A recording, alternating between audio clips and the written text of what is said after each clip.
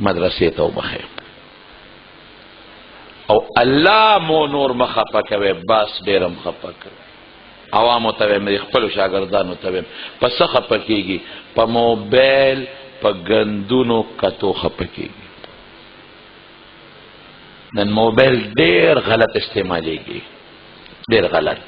زما په غټو غټو جلسو کې د پټونو ماشومانو نه تپوس وکړه بچې موبایل کې خلک ګن ګوري وي او استاد جي ابلو مې غټه جلسه کې ماشوم نه تپوس وکړه مې بچې انعام دله در کوم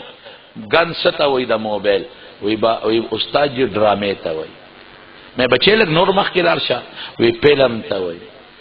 مې بچې لږ نور مخکې لاړ شه ګن څه ته وایي وی بربنډو جنکو کتو ته دونه پټېنې بچې راته وایي بے ادبی دی معافی خزی نشتا و سڑی ټول موجود دی زما قسم دا اللہ پزاد ما تباو سوق پتہ لگے دلی دا چی دا موبیل پا ذریعہ خلق دا زنا کیفیتو نگوری خلقو جنہیں چی سنگ زنا کے بربن اللہ بخفکی گی کہ بنا خفکی جواب را کے شوق سر جواب را کے اللہ دا خفگان لائق دی چی مونگے خپکو ولی خپکو زان میں خوشحالا کا لگ غندے معمولی غندے زان ما خوشحالا کا یو سیکنڈ دائمی نا لگ لذت میں حاصل کا پوٹینے غندے ہم دا تصور لذت میں حاصل کا دسترگو لذت میں حاصل کا دائمی تبای نو کٹلا لگ لذت میں حاصل کا اللہ میں سونا خپکو دا اللہ فرشتی میں سونا خفا کړل دي او دا الله فرشتی میں ځان ته په خیر وکړي ملک به ترقیو کی ملک مولا نه روان کړي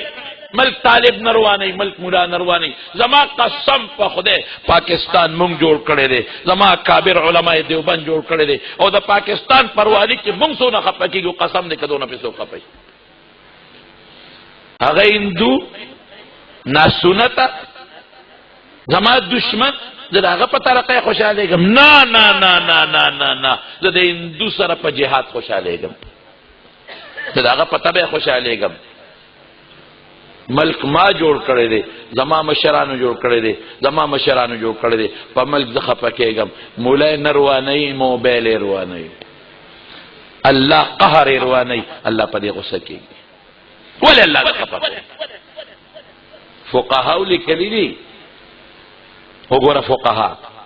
کتابونه وګوره چې که یو انسان د خپل ښځې سره جایز عمل کوي تقاضا پوره کوي تبلیغانو خبر خپل بیبي سره جایز په کوټه کې دننه حلال جما کوي خو د دې سړي سوچ کې پردی ښځه ښځه ورسره خپله ده خو سوچ کې پردی ښځه دا زنا ده او چې کومه ښځه د خپل خاوند سره جایز عمل کوي بالکل جایز او بالکل حلال نکاح د خاوند سره نکاح ده خو د دې ښځې په تصور کې ډمې ډم پردی سړی وي قسم په خدای زنا ده حلال جما زنا شو ګناه د زنا شو د موبایل دا برکات دي که نه دي وایه راته سړی او چې دا کم ګناهګار دی دی یتوکل علی رحمتی د بروسه د ما پر رحمت دونه مهربان ذات دومره رحمان ذات مونږ خفه کوو نو نن بس چې څومره دوستان دلته ما سره ناست چې دا عهد به کوئ چې په موبایل به غلط او د ګناه او دا گند او دا څه ورته وایي روانې وي جاړې گندونه په موبایل نن نه ګورو ښه نن نه پس فیصله وي داسې لاس اوچت کې ما سره انشاءالله ورسره ووایه خو د انشاءالله د برکت دپاره ووایه د دوکې دپاره ونه وایه بګورې بس الله خوشحاله کې کنه بس څه کنه هر څه الله